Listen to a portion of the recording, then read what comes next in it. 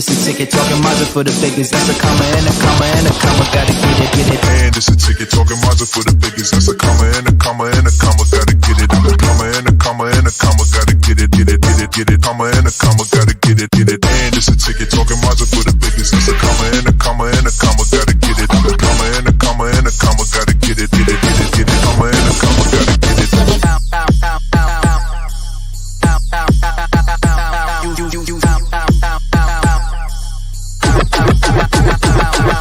And it's a ticket, talking Mazda for the biggest. That's a comma and a comma and a comma, gotta get it. Comma and a comma and a comma, gotta get it.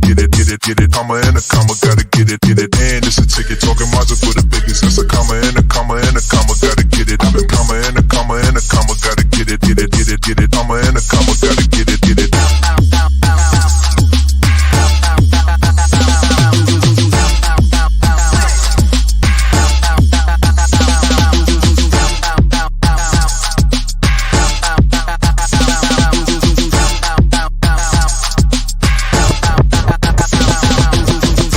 Ticket, talking Mazda for the biggest. That's a comma and a comma and a comma, gotta get it. Comma and a comma and a comma, gotta get it. Comma and a comma, gotta get it. And it's a ticket, talking Mazda for the biggest. That's a comma and a comma and a comma, gotta get it. Comma and a comma and a comma, gotta get it. Comma and a comma, gotta get it.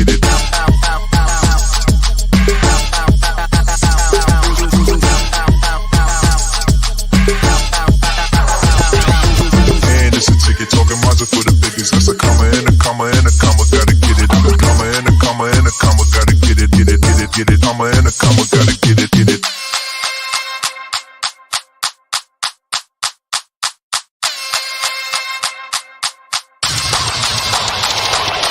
And it's a ticket, talking Mazda for the biggest. That's a comma and a comma and a comma, gotta get it. Comma and a comma and a comma, gotta get it. Comma and a comma, gotta get it. And it's a ticket, talking Mazda for the biggest. That's a comma and a comma and a comma, gotta get it. Comma and a comma and a comma, gotta get it. Comma and a comma, gotta get it. And it's a ticket, talking Mazda for the biggest. That's a comma and a comma and a comma, gotta get it. Comma and a comma and a comma, gotta get it. Comma and a comma, gotta get it. And it's a ticket, talking Mazda for the biggest. That's a comma and a comma and a comma, gotta get it. Comma and a comma and a comma, gotta get it. Comma and a comma, gotta get it.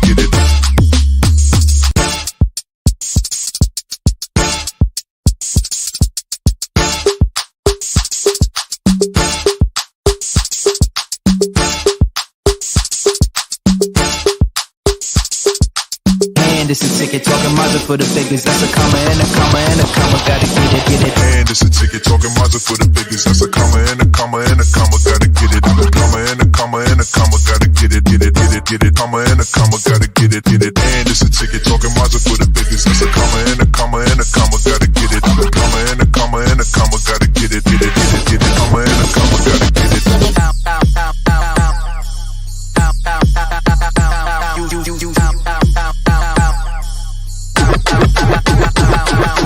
And it's a ticket, talking Mazda for the biggest. That's a comma and a comma and a comma, gotta get it. Comma and a comma and a comma, gotta get it. Comma and a comma, gotta get it. And it's a ticket, talking Mazda for the biggest. That's a comma and a comma and a comma, gotta get it. Comma and a comma and a comma, gotta get it. Comma and a comma, gotta get it.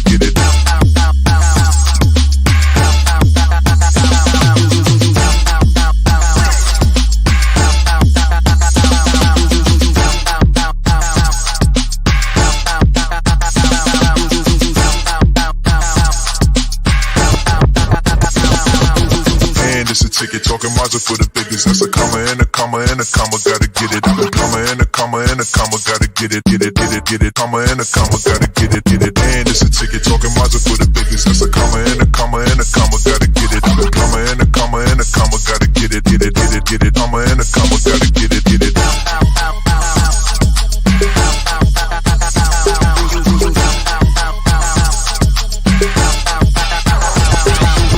And it's a ticket, talking Mazda for the biggest. That's a comma and a comma and a comma, gotta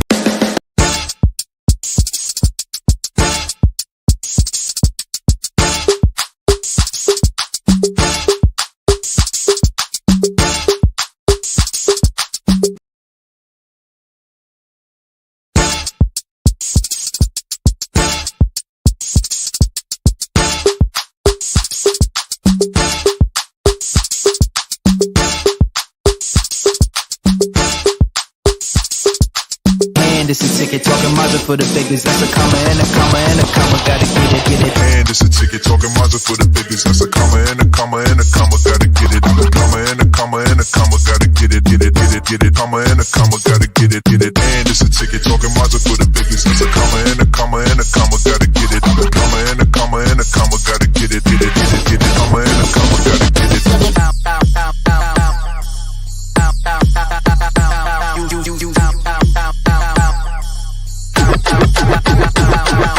And it's a ticket talking Mazda for the biggest. That's a comma and a comma and a comma. Gotta get it. A comma and a comma and a comma. Gotta get it. Comma and a comma. Gotta get it.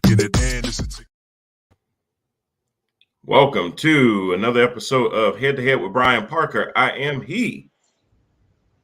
And we are back for another week of Head to Head. Man, it's good. Studio things that we had to take care of. Thank you for tuning in. You are either on LinkedIn, YouTube, or Facebook. Wherever you are, we appreciate you very, very much. We also stream the show on our Roku channel, Empower TV Network. You can check that out, but always go to our YouTube channel, like, share, and most importantly, subscribe and let everyone know how everything is going. With that, let's welcome in my co-host, Ms. Lori Parker. How you doing, Lori? I'm doing great. How are you today? Good. Going good. All right. So we may have some other folks straggle in as usual, just a little bit later on, but that's okay.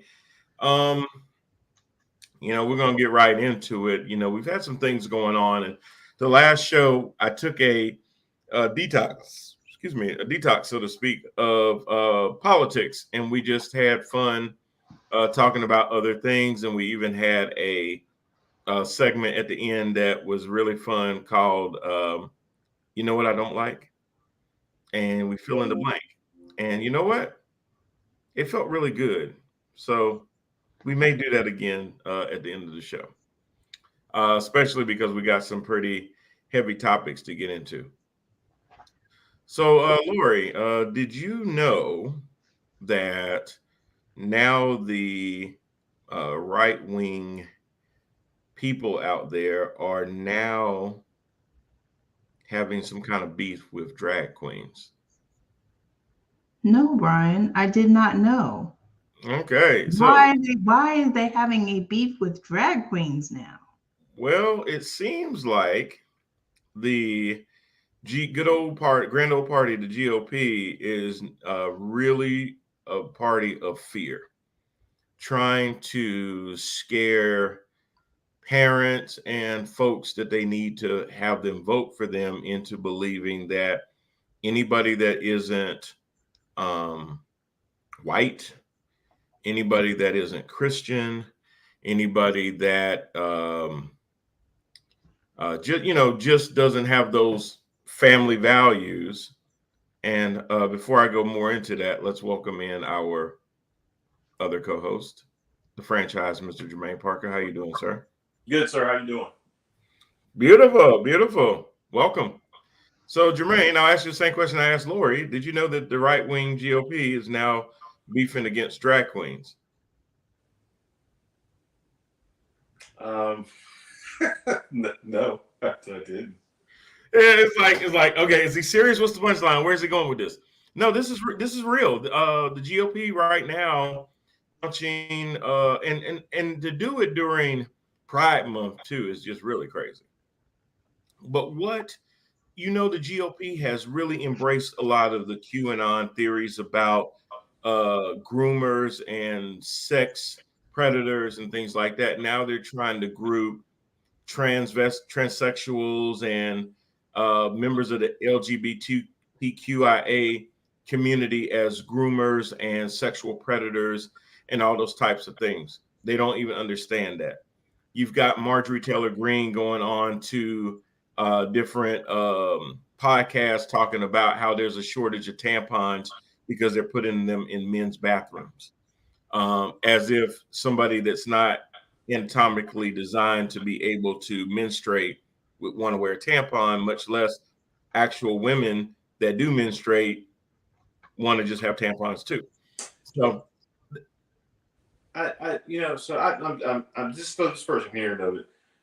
And so a couple points just real quick. Number one, it makes sense to do it during Pride Month because they don't respect it. So therefore, the controversy there, because that's true.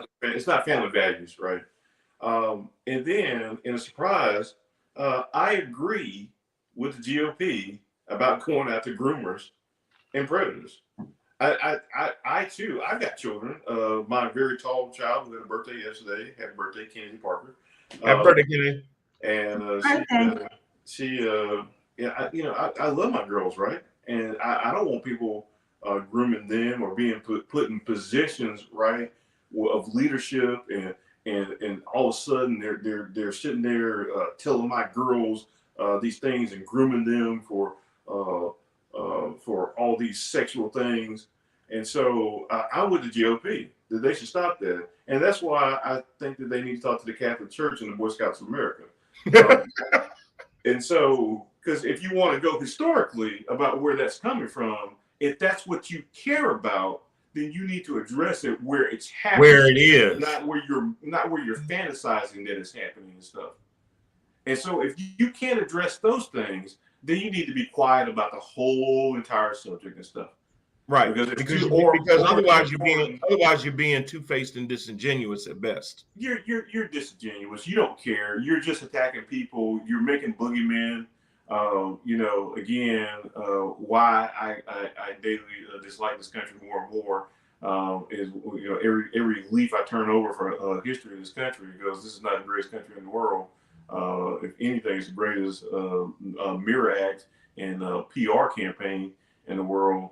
But we talk about social justice around the world and stuff, and one of the things that we talk about the Taliban stuff and forcing young girls to marry young ages and to carry babies and stuff like that, and then we come back and repeal Roe versus Wade and stuff, and say that even if incest or rape happens and stuff, those are still not grounds and stuff. So I mean, the whole party, and I know that you want to touch on that last subject, but the whole party is disingenuous about their motives and stuff. As the Supreme Court has been making all kind of radical rules and stuff, and basically they're knocking down the lines between church and state too. Let's understand that when they're doing that, they're not doing it for freedom of religion. They're doing it for Christian values and stuff, because there was a coach that they said was praying quietly, which there's video of him not praying quietly, right? There's at the 50-yard line by himself. He's not by himself.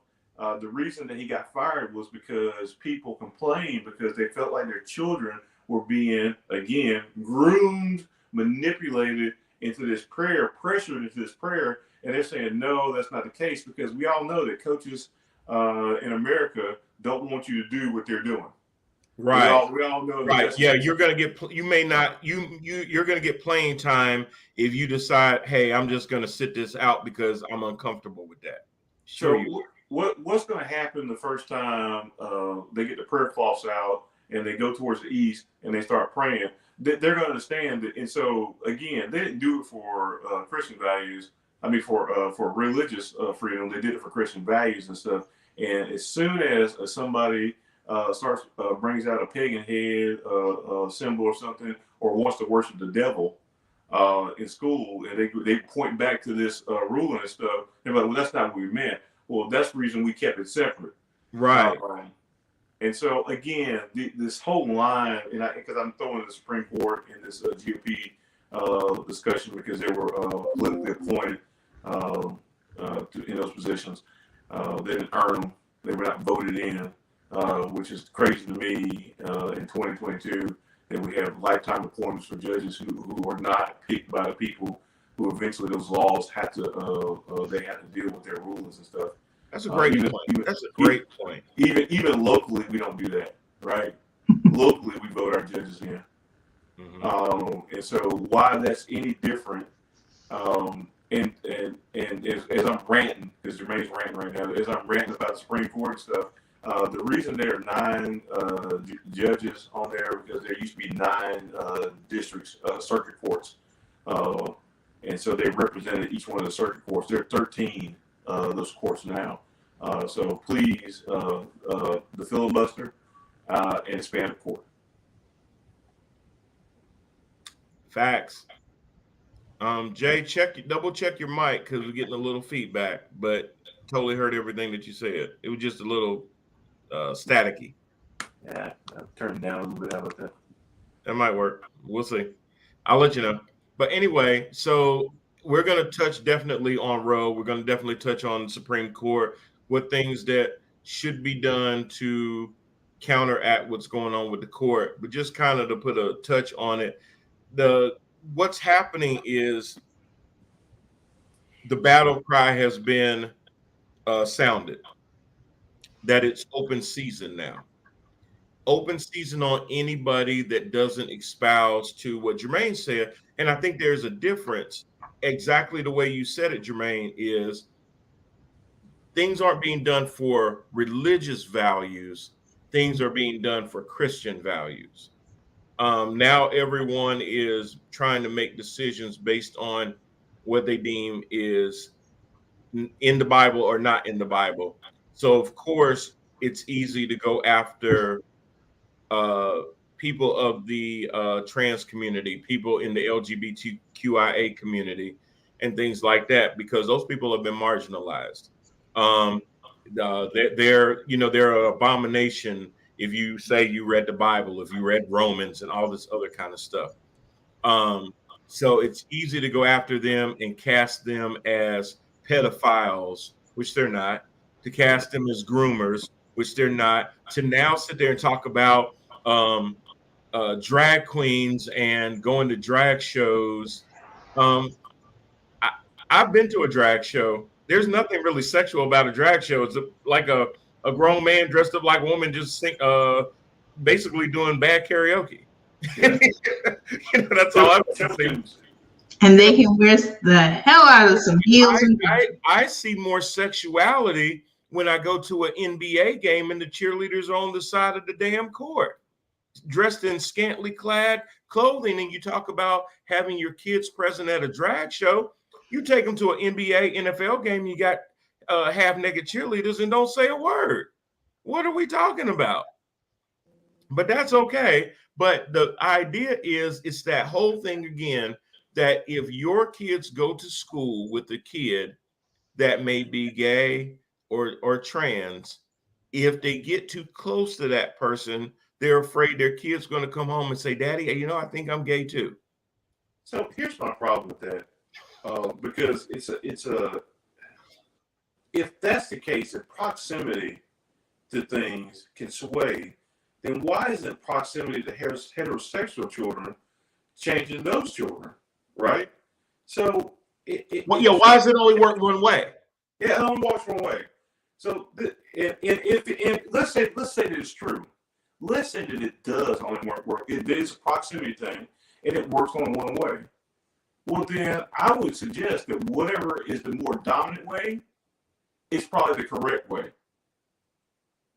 To feed into that theory, right? If that's the theory, then I theorize at the end of that, then that's nature then working the way it's supposed to work. Right. And right. If you don't think that, then I don't believe the rest of your theory, the beginning, the first half of the theory. Right. There's this, and Anthony, you're absolutely right. Anthony says, well, then don't take your kids to Hooters. Amen, brother. Hooters or Twin Peaks. We got Twin Peaks. I know they're all over the place. But have you ever been to Twin Peaks? I second that mainly because I feel some kind of way when I'm being creepy and there's children around. I'd rather keep your kids at home while I'm enjoying my meal. Exactly. Them chicken wings. Yeah. More personal than myself. Can I ask a question that's slightly off? Yes. Are the chicken wings that good at Hooters? I can't remember how they taste. Because I keep hearing this justification about the wings, or even the wings that are at strip clubs. Strip clubs, yes, that they got great chicken. I'm gonna be honest with you. From what I heard, the wings at strip clubs are really some of the best out there. What do you mean from what you heard? If you go to Onyx, the wings at Onyx really are good. They are. You never had chicken wings at a strip club. You should. You should. We'll make that happen. You'll make it happen. What? I'm sorry, your mic's not working.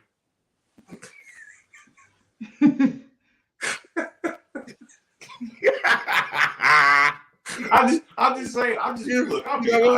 I just want to know about, because I keep hearing of the justification of, we wanted to go and we wanted to go for chicken wings. This is what I suggest you do, and I will take one for the team.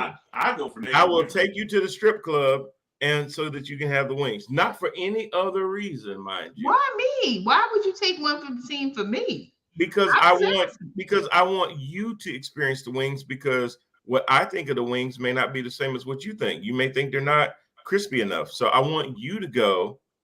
I'll be around. Oh, you'll be rolling around. Well, I use things as networking events, so I may be just absolutely. Parker Media. Got it. Yeah. Hey, I go for naked women. I go for this and fat butts. Yeah, that's what I'm there for. If there's some good wings that happen to be there, that's nice. That's not why I showed up. I didn't show up for the wings. There's plenty of they're cheaper wings. Now they're not. And again, at Onyx and Charlotte on Palmville Road. I'm not going to just quote the address, but I'm saying you could Google that. They have some good wings, and I would like my discount at the door. And they're open till 4 a.m. So I hear. So the men's club has a breakfast that they do. I don't think they do it every night. Yeah, I think it's like $12 or $14, but you get a good breakfast at the men's club. It's an excellent breakfast. And they actually, I go over there. I actually have my Christmas party over there during the day, because they have a great menu. Yes, they have good food. They have good food over there during the day and stuff. You had a Christmas party for breakfast? No, not for breakfast. So, real quick, because it's not my show. There's our company, my job, has a Christmas party every year, and it sucked. Well, it used to be okay. Well, when it used to be inside the building, and we did potluck and stuff, but then people didn't want to clean and they wanted to cook food and stuff, and so we started going to other venues, and it kind of just went downhill in terms of morale and stuff. And I was like, I don't want to be here. The only reason that people went is because they got to get off work early. They would have a Christmas party and they get to leave work early. So I come in the morning, and at lunchtime, I take PTO for the rest of the day, and I have my own Christmas party at lunch over the strip club. It's been going on for years. I believe it's almost 10 years. We hadn't been able to do it a couple years because I was out in that California stuff, but every year I'm around, we have it's the same day as the Christmas party at my job. It's the alternate Christmas party hosted by yours truly at the men's club. But this year I found another venue that we're going to go to, so to be announced. Well, I just want to sit here as a comment, because Anthony had made a comment saying that first comment was that's why he doesn't take his daughter to Vegas, and then added on that you can't go to any strip club. Brian is networking at the club. Throwing and using it as a tax write-off. And throwing dollar bills. Your mother said the wings at Hooters are wonderful. Oh, okay. I'll be honest with you. When I go to Hooters, I drink too much to remember what wings taste like. The wings are the wings are good at Hooters. Now, who's to say that maybe the atmosphere makes them taste a little bit better than they actually are? That could be a fair point, but who cares? Who cares? I mean, whether it's the talent that's around the wings or the wings are just that damn good, who cares? And shrimp is good too. No, the shrimps. Shrimps.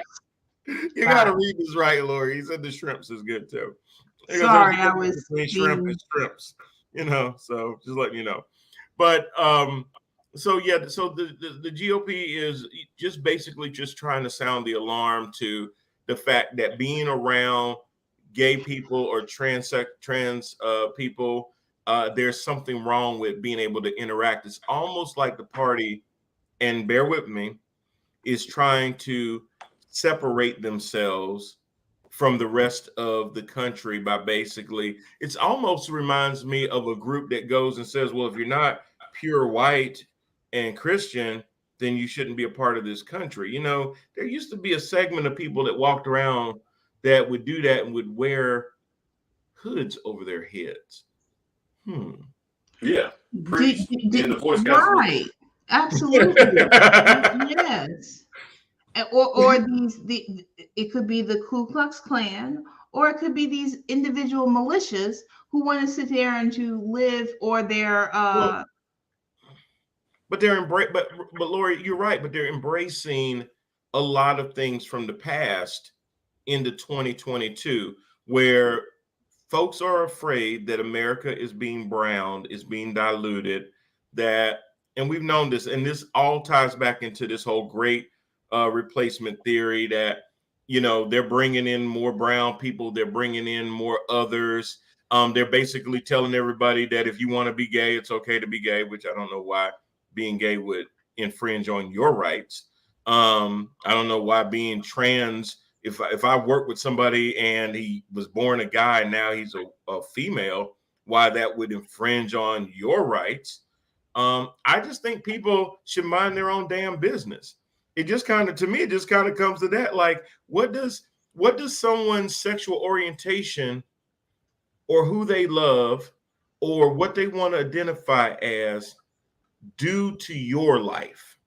How does it keep you or interfere with your ability to live, to pay bills, to go to work, to engage in the people that you like? Because here's the thing, if you got a problem with homosexual people, I doubt you're going to hang around homosexual people. You're going to hang around other people that look like you, think like you, and talk like you.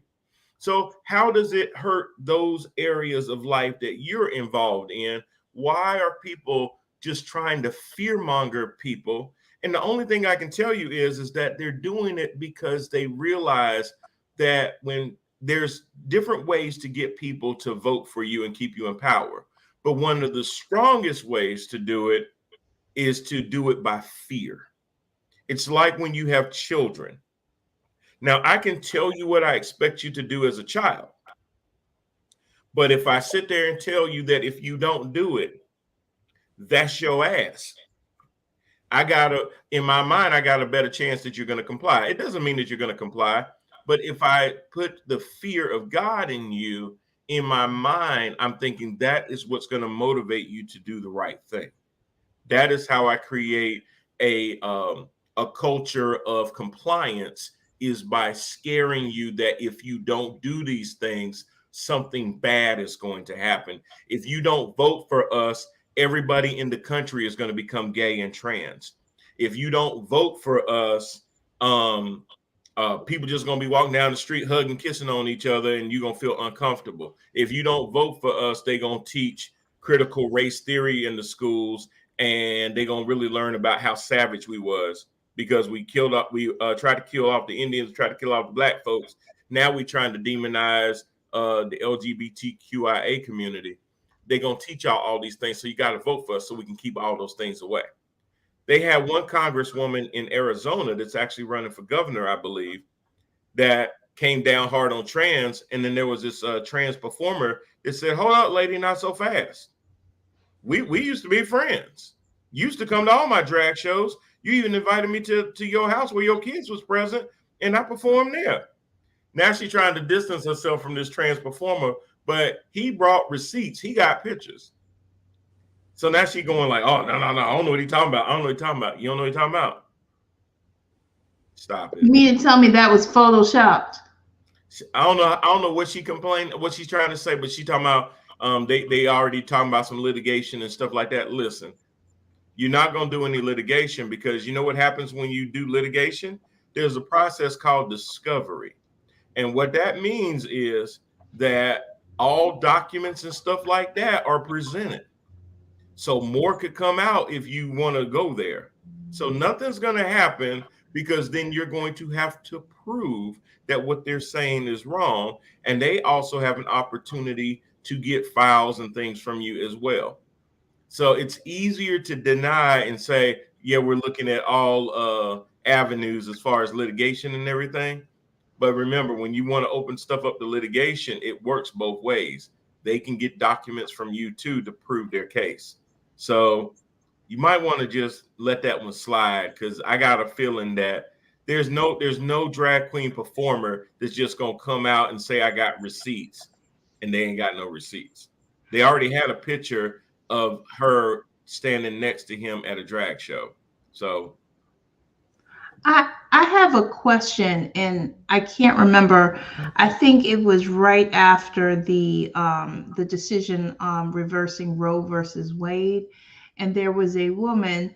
I think she's a Republican who was saying that white people were, that white is best or something.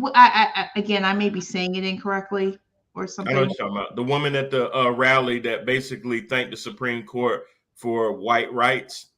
Yes, white rights. Yes. She said she slipped. It was a slip of tongue. I actually heard it. I kind of think so. I think she did slip with her tongue, but I think sometimes when you slip, it's because you're saying what was on your mind. No, but you slip sometimes because you forget where you was at. I would say this. Let's say that it was a slip of the tongue. That she had prepared remarks. She read it wrong, and she was right. It's supposed to be the right to life, not white right, not white life. Right. And so I will take her at her word that was an honest mistake. Sure. Here's what I don't take at the word was the crowd's reaction, because they didn't know what was supposed to be said, but when they heard it, they didn't go. They go, yeah, and so nailed it. So whether she meant to say it or not, she did say it. We can all agree she said it, and they had no problem with it. They had no problem with it. So whether she meant to say it or not, we can argue about that. But we can definitely agree that one, she said it, and two, she got a good reaction from it.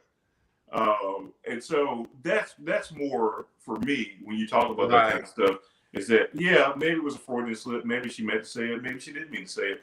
I don't know. And when we talk about motivations and stuff, I can only go off of actions or reactions. But so for motivations, when she said it, the reaction of the crowd said that whether that's what she meant, it's what the crowd wanted to hear.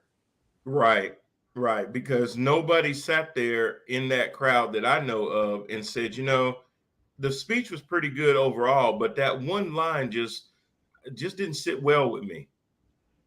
Well, like I say, at the time, in real time, so we talk about things. So if we're looking at football and stuff, it's easy to go back and look at a play and go, oh, you could have done this, you could have done that. But in real time, what happened? That's what makes great people or great players and stuff. Their reactions in real time. How are you reacting to the situation? The reaction at that time was a positive reaction to what she said.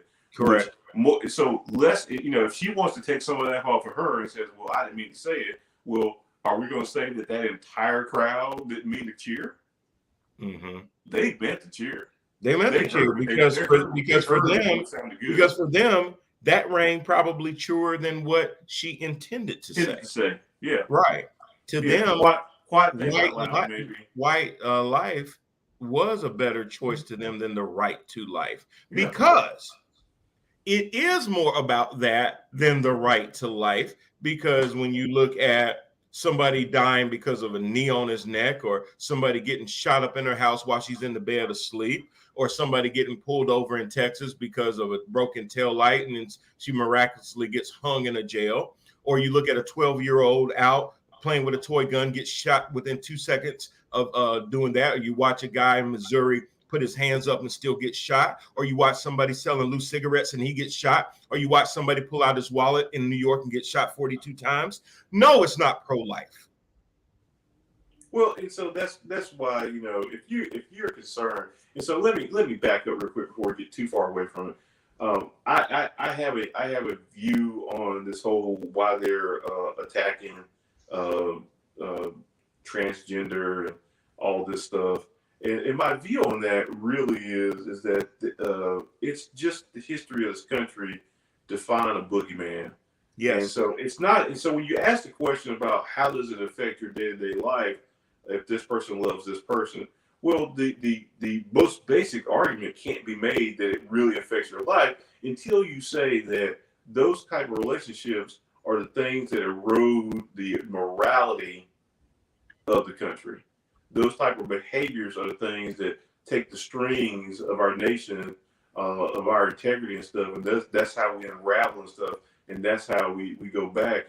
And you want to use Leviticus where it speaks out about gay people. But it also talks about you shouldn't be making love to your wife when she's on her period. In fact, it says that you shouldn't even be in the house with her.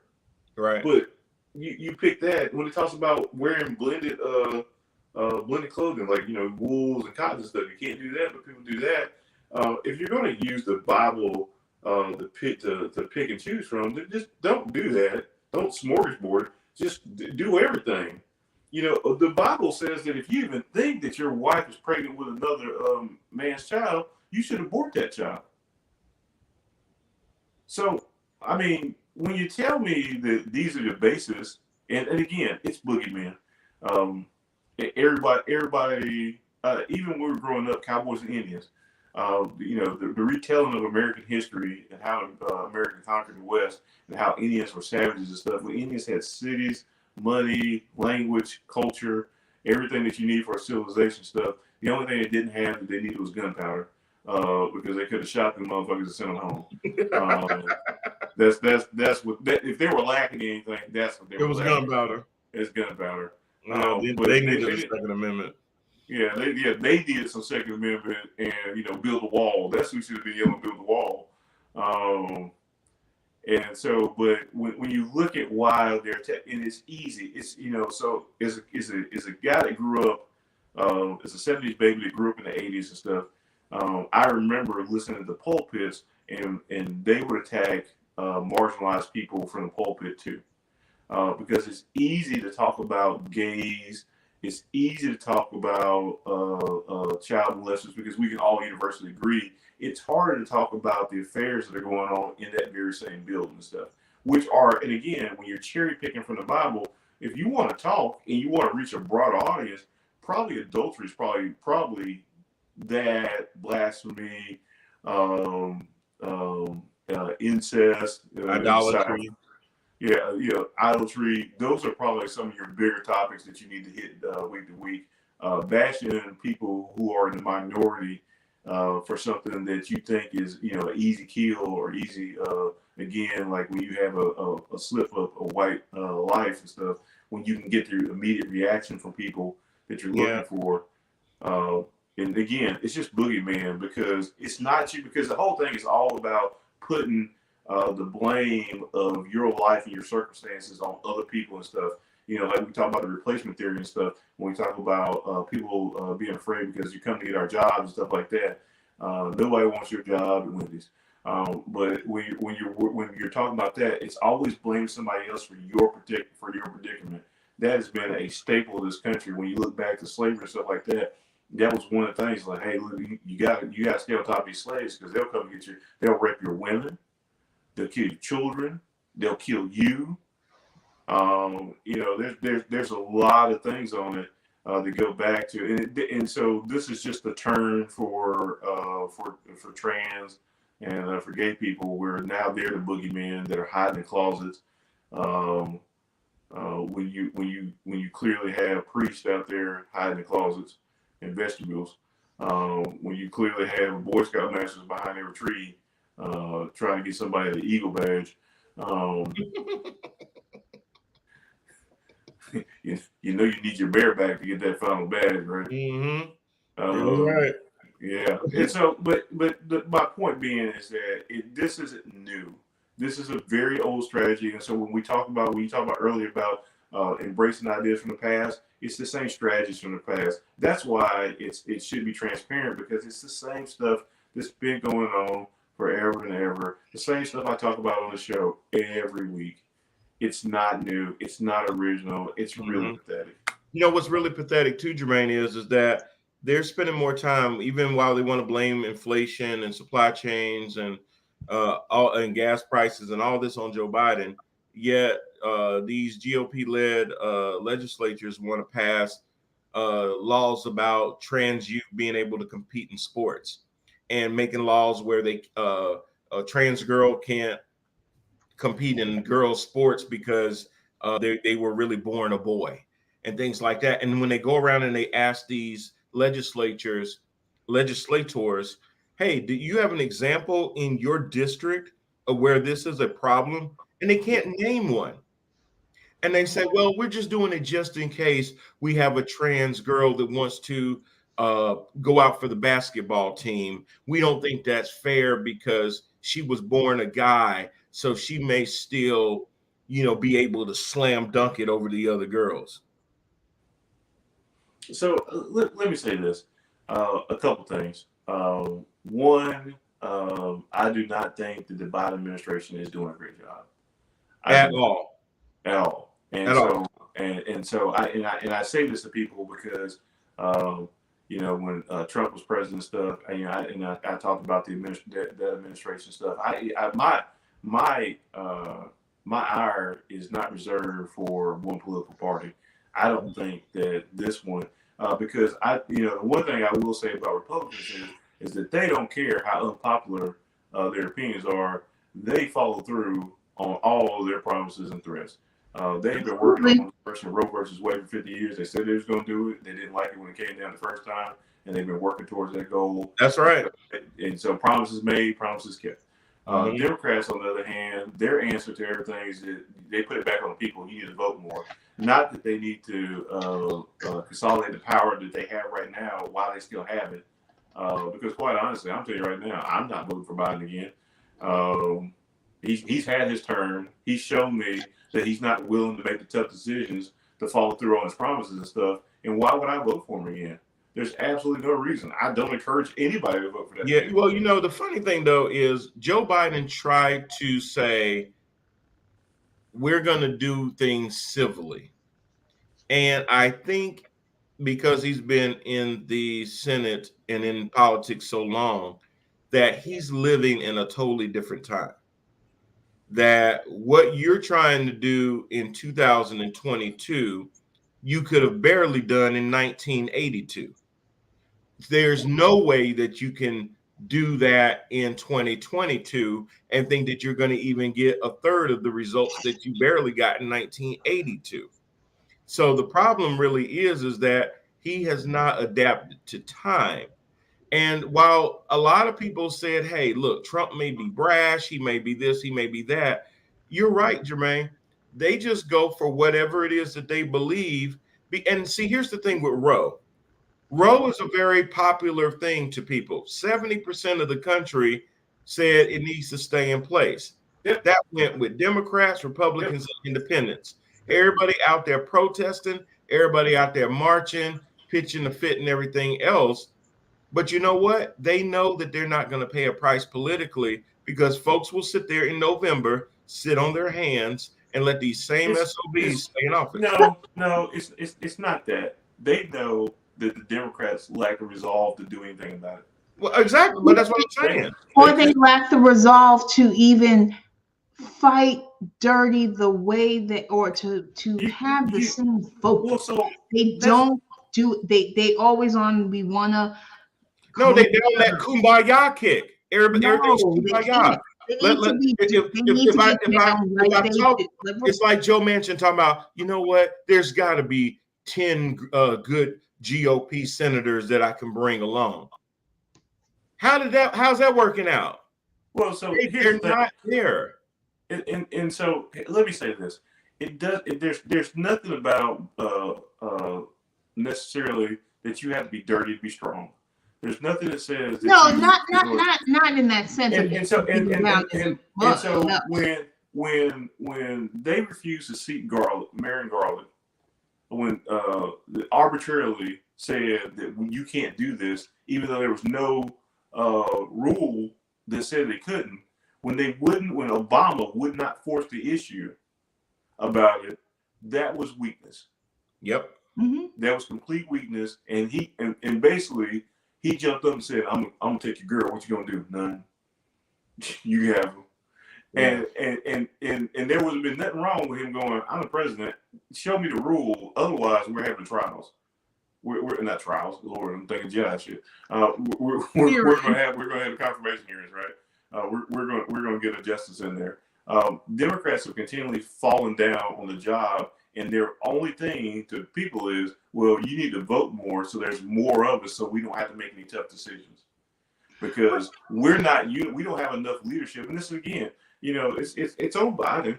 I mean, if you don't have strong enough leadership to hold your party together because they don't believe in your message and stuff, why should I believe in it? Well, that's what they're always saying now, that there's, again, discord between the Democrats because of the decision over the reversal of Roe versus Wade. And they're saying that I guess the heads of the parties they didn't fight hard enough, and telling me that I need to sit here and to vote while I'm watching these people on TVs and crying and my daughter and this. And I was like, but then I go back to saying, but this wasn't a priority initially. So what are you saying? You know what Nancy Pelosi did? She read a poem. She went the same poem that she read earlier in the year, but she went back and read her favorite poem after the decision. They're not serious. These guys are clowns. And let's just be honest. I've said this before about political parties and stuff. Number one, there should be another political party, one that intrinsically cares and knows the issues of disadvantaged and minority people and stuff. We should have our own voice because our issues are back burner or just campaign issues for most people that don't get addressed any other time. And you know how you know that's true, Jermaine? Because now they're actually using Roe v. Wade and saying this is going to be on the ballot in 2022. Well, what else were you going to run on? Well, and so that's why, in my opinion, I think Democrats did not fight, even though when they had the leak of the draft opinion and stuff, they had an entire month to codify it into law. Ample time ample time, because I know, because you can get somebody on the Supreme Court in a week. So I know that you codify that in law in a month. And so when people don't do things, it's because they don't see a problem with it, or they're manipulating and using it as a platform to try to campaign off. It's good to campaign off of. It's good to run off of. Because what else are they running off of? Their record? Now, and the other thing too is that Joe Biden is not responsible for high gas and inflation and stuff, because those things are happening around the world. And if you're saying that Joe Biden is doing that, then you also have to concede that Donald Trump is not the president of the United States. What is wrong with you people? What is wrong with you people? But you also have to, but if Joe Biden is good enough to affect the world economy, then you have to say he ain't really that much asleep. So either he's asleep or he's not. I've said the same thing about Donald Trump. Either he's a complete idiot or he's a complete genius. He cannot be both. Right, because one minute he has strategies and the next minute he has no clue. He has no clue. He can't be both. That's not the way it works. He's one or the other, more likely somewhere in the middle. Right, but what happens is that people take narratives and make them convenient to that time, even if it doesn't translate all the way through each and everything, and doesn't make sense. I want to jump on a question. Sorry, go ahead, Lori. No, I was going to ask a question, but even though domestically Joe Biden is not doing well or at all, but on the international front with the new for NATO, when they were talking about Finland now being asked to join NATO, it's looking like across in Europe and everything, he's doing a little bit better. Not really. That's why Russia punked him and went in and invaded Ukraine and stuff. If he was really doing well, Russia would have thought twice about it, and he would have had a more strict response to Russia to de-incentivize that invasion and stuff. He's not doing that well. Don't get me wrong. People like to have courtesies and everything, right? People like to have respectable people in power and stuff, and he's a respectable guy, right? But just like his foot got caught in his bicycle when he fell over, he keeps getting tripped up on a lot of different things in a lot of different arenas and stuff, and keeps falling down. Now he pops back up. I assure you, I'm okay. Joe, we don't care. We want you. You're there to do a job. Unlike, and so this is the difference between myself and like Trumpers and stuff. I Happy don't birthday, worship Marlon. politicians. They're public servants. They're not celebrities. I don't want your autograph unless it's on a bill that's going to expand the court, unless it's on a bill that's going to get rid of the filibuster, unless it's on a bill that's going to help disenfranchise people, that's going to create, the Fed can create jobs. We control the interest rates. Executive orders could do a lot of things. They choose not to use any of the power that the executive branch holds. So Jermaine, let me ask you about expanding the court. How easy is that to get done? Is that just a presidential executive order, or does that have to go through Congress? It has to go to Congress. But so this is why you got to get rid of the filibuster, because this whole thing about the minority holding, and here's the crazy thing: when you look at the filibuster stuff, Democrats on the other side have allowed Republicans to do away with the filibuster in certain instances. They've carved out a lot of stuff of it. Yeah, they've carved out a lot of stuff of it stuff. And so they placate to Republicans. Like I said, if there's a mama and daddy in Congress, Democrats are mama. They follow. They do exactly what daddy tells them to do. Even when daddy don't make the money in the house and ain't running nothing, if daddy say dinner is on at 6, Democrats have dinner on at 6. 5:59. They on time, or they get a black, and when they don't, they get a black eye. So are Democrats Chris Rock and Republicans are Will Smith? You know, I would say this about that as you bring that up. So Rudy Giuliani promoting, for anybody, it was promoting, was campaigning for his son. Who's running for the office, and a guy came and tapped him on the back, and he's told this story that it felt like he got hit with a boulder, felt like he got shot. I could have died. You know, he said old people, most old people die from falls. This guy could almost kill me. He knocked me a step or two forward and stuff. And I thought to myself, well, if that could have killed you, then they should arrest Will Smith for murder. Because he murdered Chris Rock. If that dude. But Jermaine, not only that, but did Rudy forget that at a Black Lives Matter protest, that a 70-something-year-old man did get assaulted by police, knocked to the ground, cracked his head, and had to spend time in the hospital? So you know, and I don't mean to sigh when you bring up these things, but no one cares. I know. No one cares. And it's like, yeah, that happened, but you know they don't care about that. They ain't care because he was standing up for Black lives. Yeah, but that's the thing, right? Like, they don't care. And so here's the thing. A lot of people do. A lot of white people do care, though. And I think it's kind of like, but the minority, Republicans, because they have been a minority in this country, if you look at their registered numbers and stuff, they don't have numbers to win any national office. Not like presidency. They just don't have enough people registered Republicans and stuff. Their ideas are super duper unpopular. Right. We talk about 70% of the people that want to keep Roe versus Wade, but they don't care how unpopular it is. Democrats didn't get hugged as children and stuff because they need the buy-in. We need to have everybody on our side to do these things. They don't. Republicans, they don't know on their side, right? And they do all kinds of things, and they don't look back. And then they look at you and go, "What are you going to do about it?" And then basically, the resounding answer is nothing. Nothing. We're going to put the blame back on the voters to say, "Well, if you just vote for more of us, now we got 50 senators, but if you give us 2 more seats, then we don't have to depend on Manchin and Sinema." Well, then you let Manchin and Sinema off the hook. But yeah, but they want 12 more seats, right? Because they want to say that we can majority. So here's the problem, and I've said this before: the Democratic Party is not like one party of thought. It's maybe 3 different parties within that party, which are centralists and the left and right within that party and stuff. Like a Cortez and a Sanders is not equal to a Pelosi or a Manchin. Or Sinema.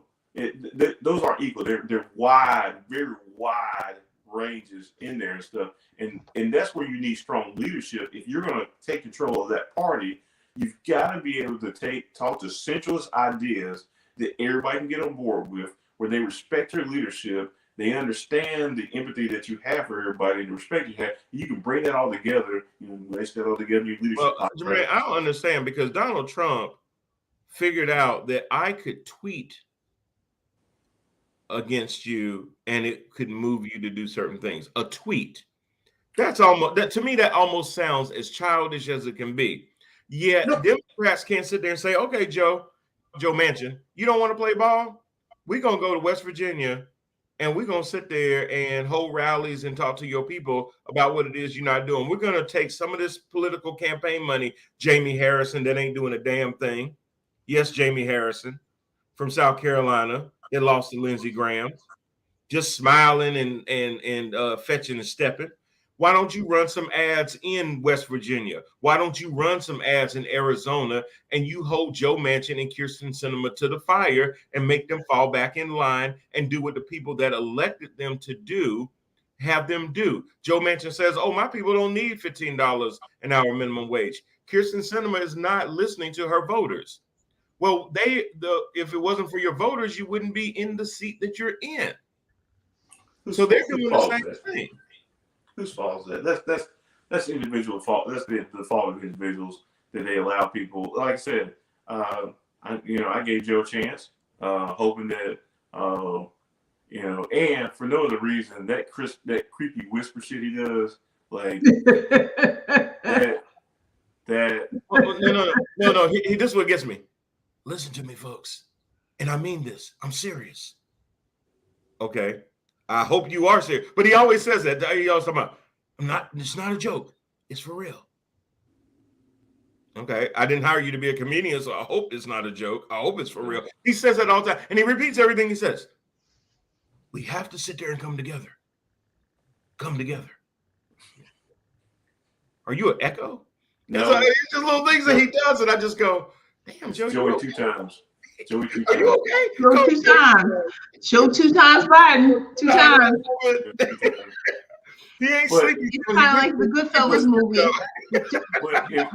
They was in the bar, the 2-time guy. And again, it's a job. He's a public servant, and his job is to deliver on the things that he said he's going to deliver on, which he has in some parts.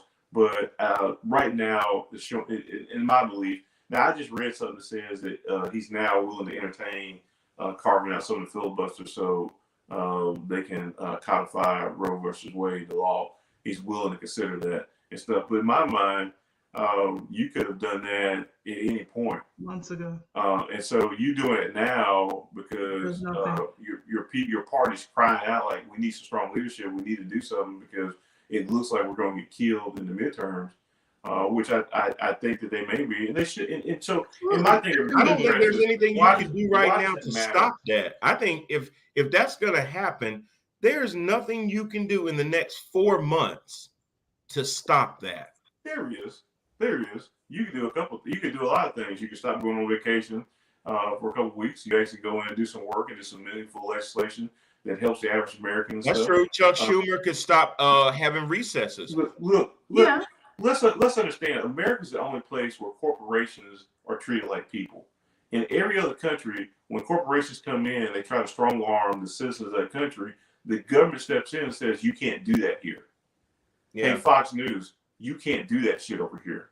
Hey, Exxon, you can't do that shit over here. Hey, De Beers, you can't do this shit. Any corporation comes in and starts fucking with says, you can't do this here. America's the only one that's like, hey, and Joe Biden whispered again, hey, could you guys take it easy on us with these gas prices? Like, Joe, why are you whispering? That's just creepy. And why are you asking? Why don't you call these motherfuckers? You're president of the United States. Yeah, you come over to the White House and you say, look here, knock it off. Yeah, knock it off. You're done. If we leave this room and we're not in agreement, we're gonna have a problem. So let me get back to the Trump thing and the tweeting. So it wasn't so much that the tweeting. You have to understand that Trump, whatever you may think of him, is a marketing guy. And so what he understood was, and he's been building this for years, right? He's been testing out things through Twitter, seeing he's like a comedian that's been working for like 20 years, and you're only really seeing the big concert stuff after like 20 years of work and stuff. But he's been telling these jokes, these same lines for years and stuff, writing down, okay, that didn't work. All right, let's see, what can I get a reaction from? And so once he found his audience and stuff, and once he found that following, that voice, it was that marketing that he turned into a weapon that he was able to do something with. It's the same thing like with this show. Let's say that this show, we find the magic formula, and like we get 100,000 people that turn in to this show every week. Well, we are now a marketing giant, and so we can capitalize right with advertising. Well, we command this much attention and stuff. And look at Lori. She's sitting there thinking. All Lori thinking about is, then he'd let me get my hair done every week. No, please. Yeah, I was thinking about the marketing plan and then working that out. Then I can fly to New York and get it done. No, I don't have to deal with these peasants in Concord and Kannapolis. But what Trump found out is that he found how he could, his base, right? And so to today, he did a great job. If you want to give him, you want to knock him for a lot of different things. Maybe you think because he tried to destroy democracy, he's the bad guy and all that kind of stuff. Maybe because he tried to get his own vice president killed, you think maybe he's not, stable or whatever, stable genius. But you got to give him credit for how he grew his base and how he spoke to them. So it's hard as somebody who lives up here to speak to people down here and make them believe that you have the same concerns when it's impossible. Hey, Chris, Shannon. Dave Chappelle is one of the few comedians that I know that can talk about how rich he is and people still laugh. It's one of the reasons that comedians fall off when they get famous stuff, because their material is not relatable to everyday people anymore, because they're not everyday people anymore.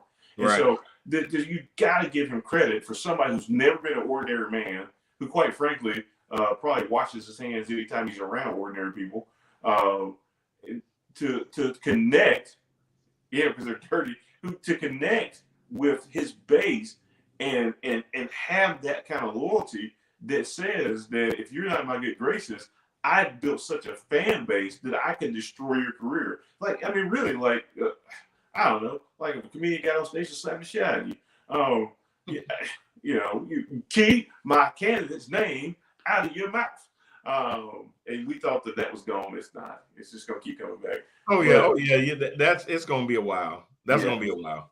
But that's his power. It's not that Twitter is so powerful. It's that he has cultivated and he found the angst. What he did was, and again, it's not a new playbook. He got into white angst. What are white people afraid of? They're afraid of who's around their children. They're afraid of who's around their family, who they have to work with, the hidden threats that jeopardize their way of life. Replacement theory. He tapped into all that. Hell, does he know that Obama was born in America? He does, but he tapped into birtherism because there was a large portion of people who wanted to believe that Obama was a Muslim. Which, number one, so what if he was? But number two, that played into the otherism. And stuff. And so he just tapped into I found a vein. And it's a strong vein. And it's pumping all kind of American blood out of it. And he's just tapped into it and stuff. And so he's got the IV hooked up. And so because he's into that artery, that main vein and stuff, he can dictate how the body of the American people move. Exactly. So with this whole overturning of Roe v. Wade and the opinion that was given, basically said, well, Roe v. The Supreme Court, when it was established, overstepped anyway, because these should be against state rights. And if we remember, the Civil War was about state rights. So, if you listen to things. But what they were saying is that the right to an abortion was not explicitly put into the Constitution. So that then starts to make people think, well, if that's going to be the standard bearer of what can get overturned after it's been settled law for nearly 50 years, what other things that were not explicitly put in the Constitution could be up for the same fate as Roe v. Wade? Now that's leading people to believe that gay marriage is on the ballot. That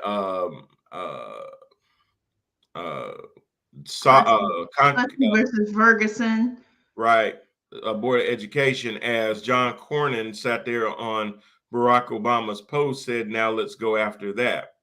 So it's kind of, but people keep talking about Virginia versus Loving. well, Virginia versus Loving is not going to come up because Clarence Thomas might have a little bit of a different take on that, even though it would fall into those same categories. He would do his own filibuster and carve that one out.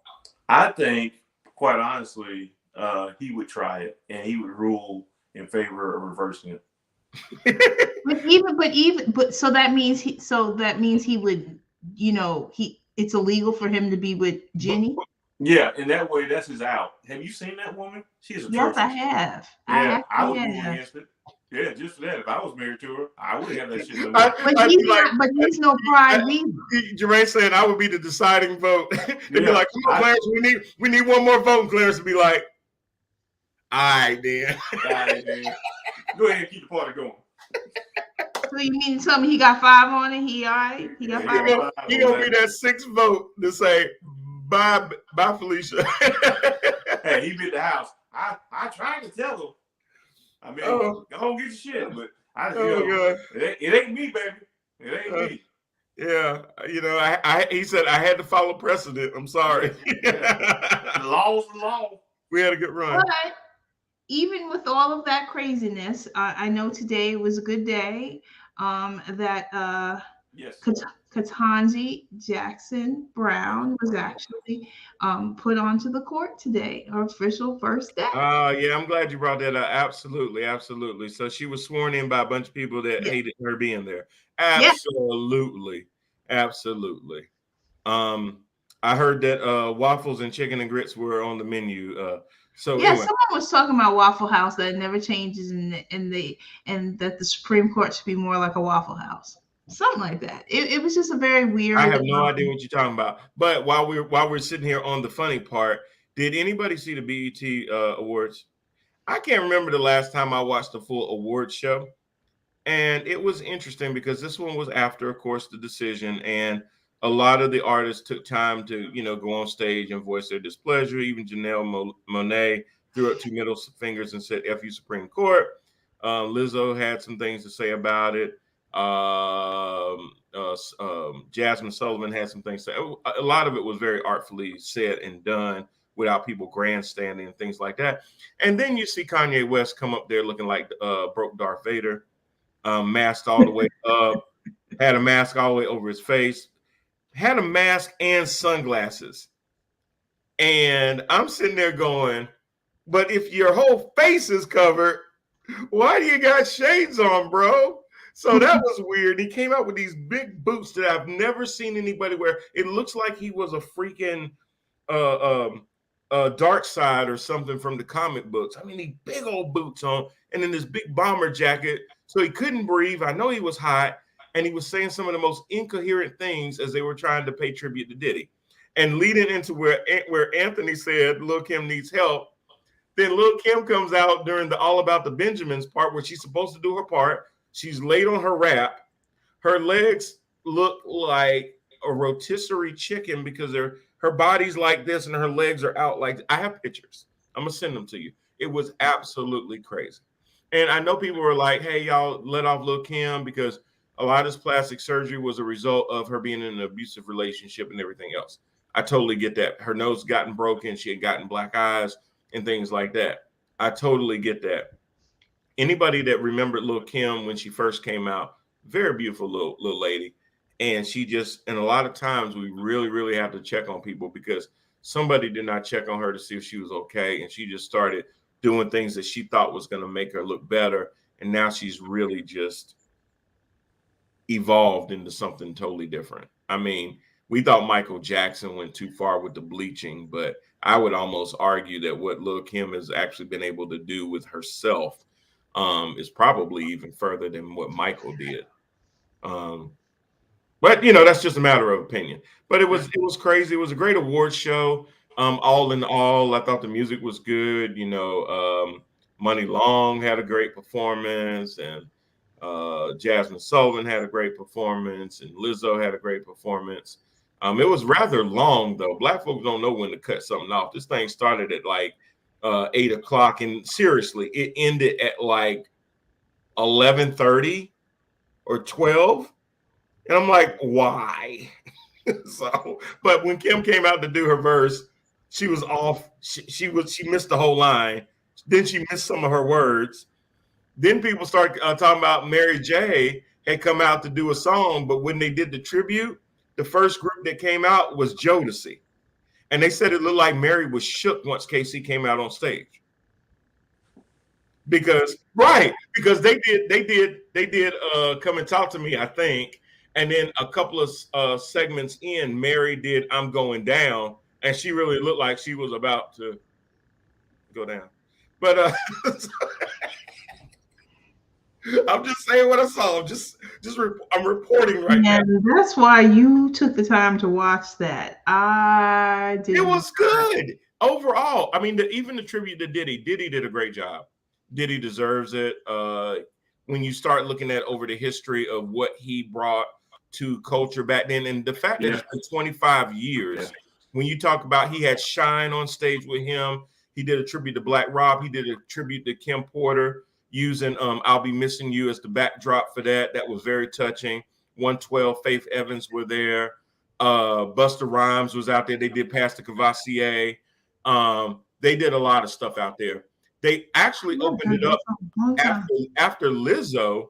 The funny thing is they opened it up with this cat from Kentucky with some curly hair talking about I be throwing sex in Jack Harlow got a prime spot, and turned it out to the point that then Brandy came out and remixed one of his verses and was rapping out there, and Brandy did the damn thing.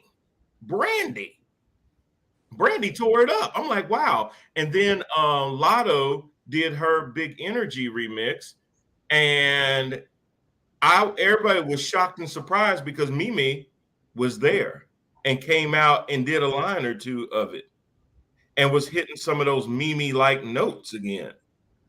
Anybody don't know what I'm talking about? That's Mariah Carey. Yes. She showed up and she did her thing. It was a pretty darn good show. It was very well produced and everything else. Nobody got slapped. The funniest things was just Kanye and Lil' Kim coming out looking like complete fools. And I sat there and I looked at Kanye and I said, this dude ran for president. But other than that, this is the segment we like to call She's All Over It. What I don't like is, or you know what I don't like? I actually call it, you know what I don't like. So Lori, since you brought it up, tell me what it is you don't like. What I don't like is when people just don't wrap it, just to wrap it up.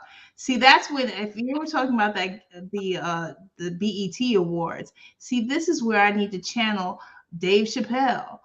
When he was talking about wrap it up, like the thing, they got the button. When they start talking about the acceptance speeches, wrap this up. You know, I don't like it when people sit there and they leave the Kool-Aid canister in the refrigerator and only this much of Kool-Aid in the bottom. That's a swig. They just want to give you one swig. I got a swig that's called a swing. It's a swallow. Ammonia. That's what I don't like. Jermaine. I mean, well, we already know Jermaine. I mean, like 15 I seconds. I try not to have preferences for stuff, but you know I don't like. Have y'all seen that video of the baby mama who got mad and for her? No, I heard about it. That wouldn't pay for her other and kids. So this guy brought McDonald's for his son, I guess. But the woman, his baby mother, had multiple children by other people, and she went on this rant and stuff. because he only brought food for his child and not her other children. And of course, the internet drug her for being like that. And so I don't like trifling ass women like that who think just because you got multiple children and stuff, somebody's supposed to be taking care of your kids and stuff. There's only one reason to be a stepdaddy, and that's good ass. Because don't nobody wake up in the morning and talk about, I'm going to take care of somebody else's children and stuff. Don't nobody like that. But when your mama turns somebody out and stuff, suddenly you go, well, you know what, I'm going to rampant with his reading. Your mama said that you have a problem with your IEs. What's going on, boy? Mic drop, because all I got to sit there and say I'm dead. I don't like that. I just want to go. You know what? But Jermaine, to your point, you know who could have gotten the other kids some McDonald's? She could have. She could have. Yeah, she could have. They got Happy Meals. They got, 2 burgers for $1. Y'all can work that out. I don't like is I don't like ungrateful people. I don't like people who take advantage of other people and severely ungrateful and stuff. I mean, almost as much as I don't like when people ride the right-hand lane, know it's about to end, and you just stay your little ass over there like this is the first time you've been on this road, and then you think you're going to pop in front of me and then get mad because I won't let you win over and stuff. Yep. I don't like that. I don't like when they sit there doing that, but they've been signaling for the last 2 minutes to get over and they still won't get the hell over. Like they're trying to make a decision. Should I go over? Should I not? I don't like people that don't understand how roundabouts work. It ain't that complicated, y'all. If the car's already in the circle, no, you can't pull out. And I am talking about roundabouts. You know what? Talking about misdirection and not knowing where to go. I don't like whoever it is decide that they want to draft for the Charlotte Hornets and stuff, because I swear they don't know how to draft nobody no more. Melo might have been the best and last great pick that y'all ever had and stuff. I don't like what y'all did with that pick, trading it away for some bullshit. I don't like players before free agency getting arrested for domestic violence in LA when they was about to get a max contract offer. Look, first of all, I'm a Miles Bridges fan. Me too. And I personally think that she hit him. I saw him in Onyx, so yeah, he's pretty good. Oh, yeah. Anthony says, I don't like getting invited to a vegan Thanksgiving that don't do that mess. I'll leave. I don't do that mess. I'll leave and talk about y'all on the way home. A vegan Thanksgiving? I don't even know. Is that possible? Yeah, yes, tofurkey. Tofu turkey. Yeah. Tofu. To kiss my ass. If cauliflower can be pizza, you can be anything that you want. Absolutely. I don't like sayings like that. And a lot of little kids who know they're retarded and they ain't gonna never be nothing. I don't like that. Tell that motherfucker that he need to work on his saying skills. I don't like people that believe that all babies are cute. And if that made you pause for a minute, that might mean that you had an ugly ass baby or you got one right now. Ooh, that's tough. Ooh, I'm rough, but geez, I see the babies out of it. Right. I'm just saying, everybody think people want to see pictures of your baby. They shove them to you at work. You sitting there working, typing to somebody and say, look at this. And you like, God, what is that? Oh, that's my newborn. What kind of baby did you see? Did you pull it out too soon? Did you need to turn it over and push it back in the oven? Okay, that's wrong. That's wrong. I mean, listen, some babies, it's how people say, well, bless your heart. Sometimes that's all you can say. Bless your heart.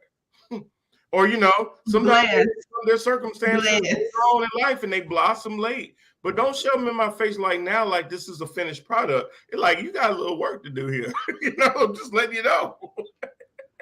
I'm not going to co-sign on this whole baby talk. There's still a chance I might go ahead. A little rough.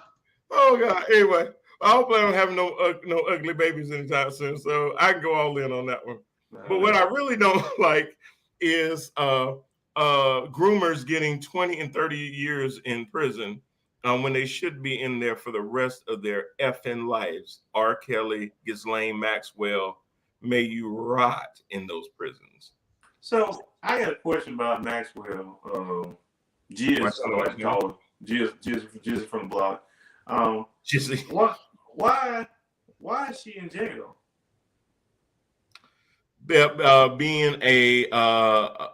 Being an accomplice to Jeffrey Epstein. Yeah, so here's the problem. She in jail for that, but they no list. Where's the list at? Where's all the people that? Thank you. You know, she got sentenced and stuff. And I'm like, why is she in jail? What did she do? Like, who did she do it with? Who did she provide these young girls to? Did she groom this stuff? The inquiring minds would probably like to know, because otherwise, yes. I'm not really sure what we kept waiting for that. You're right. We kept waiting for that bomb to drop. Like, name names. Hell, maybe it'll get some years off of you. But it seemed like she taking it on the chin. Anthony says, I don't like spending over $3 a gallon for milk. Bro, don't have me go there, because I had to make a life decision last night to buy 20 chicken wings for $28.54 from Wing Zone.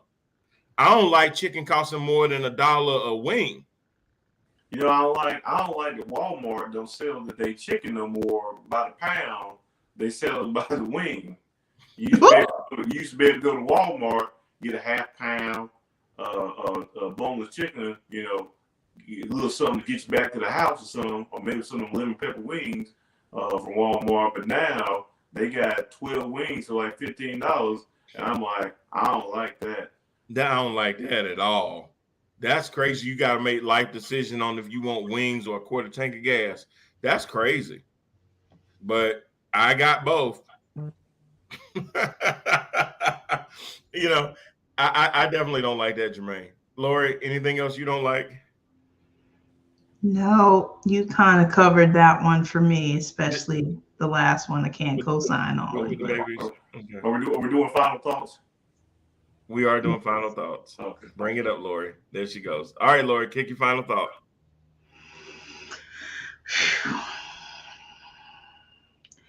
Everyone says nowadays that we need to be a kinder, gentler, you know, just to be a little bit more aware. But to be honest, it really doesn't need to be kinder or gentler, because most of these people really need to just really be checked. And I say that to all of these people that are changing all of these laws and, you know, trying to make to where America seems to be draconian. So we just need to get the right people in office to check and have the courage to do their job. And that's my final thought for today. JP. So this week has been filled with a lot of some highs and some lows. Like I said, it was my youngest. He turned 12 yesterday, so I have a preteen in the house. But also yesterday, I attended a funeral for a coworker. She's 53 years old. She got diagnosed with lung cancer back in March, and she passed last week. And we had a funeral yesterday and stuff. And she was 53 years old, very young, one of the brightest spirits that I know. Missy Thatcher. She was just a wonderful, wonderful woman. And if that wasn't bad enough for my week, tomorrow's the 10-year anniversary of my unit. We had a firefighting mission where we did airborne firefighting. We would load up our airplanes. We install units in the back that would hold retardant, and we would fly in quite dangerous terrain and stuff to help firefighting efforts, especially out west. And 10 years ago, on the 1st of July, we lost one of our airplanes and 4 crew members. There were 6 people on the airplane. The other 2 were gravely injured, but they did survive. But the 4 crew members up front were killed. And so for the anniversary, and the call sign for that airplane was MAF 7, MAF standing for Modular Airborne Firefighting System. And that was the 7 tail that went out there. And so MAF 7 was lost 10 years ago. It's hard to believe it's been 10 years. It is. I was out there working support on a different airplane when it happened and stuff. I still remember it like it was yesterday. Not a day goes by that I don't think about those guys. So for Paul, for Joe, for Ryan, and for Robbie, my brother from the other, final thoughts are: we love you. We still honor you. We have not forgotten you. And tomorrow we celebrate you. Yeah. I remember that day too, because that was one of the hardest days for me, because it was all over the news, and I knew that Jermaine was out there. And the only thing I wanted to know at that time was, God, please tell me he wasn't on that plane. And it was a hard day until I found out that he was actually on the ground safe, even though my heart went out to the folks that did lose their lives and forever changed their families. It forever changed the folks that they left behind too.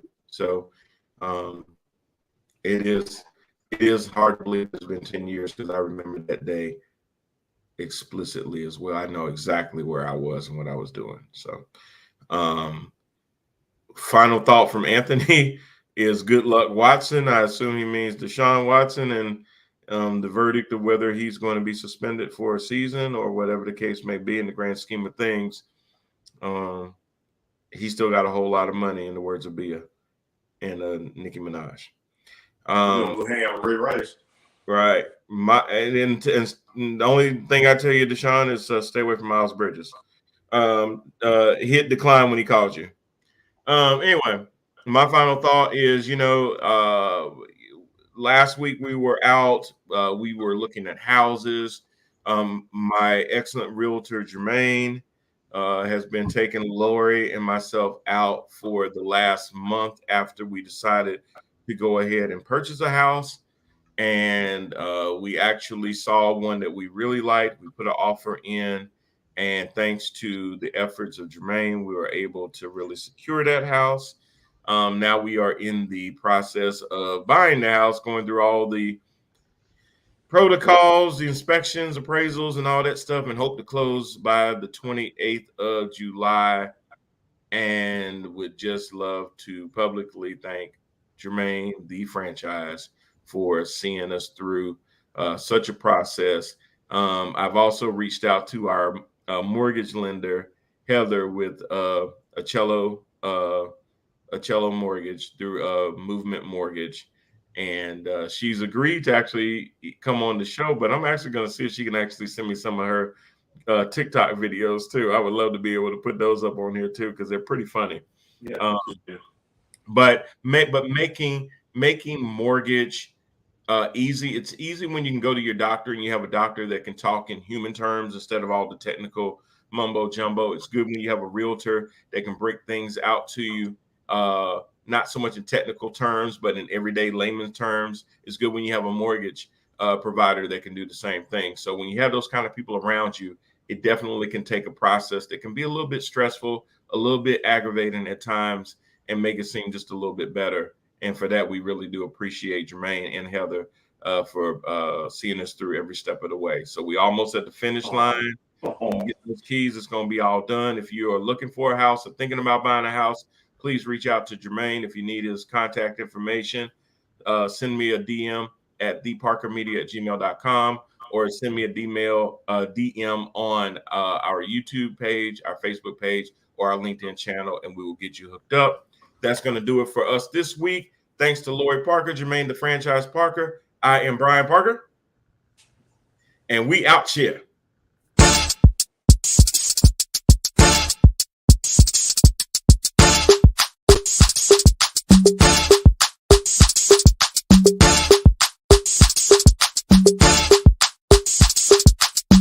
This a ticket talking Mazda for the biggest. That's a comma and a comma and a comma. Gotta get it. And it's a ticket talking Mazda for the biggest. That's a comma and a comma and a comma. Gotta get it. I'm a comma and a comma and a comma. Gotta get it.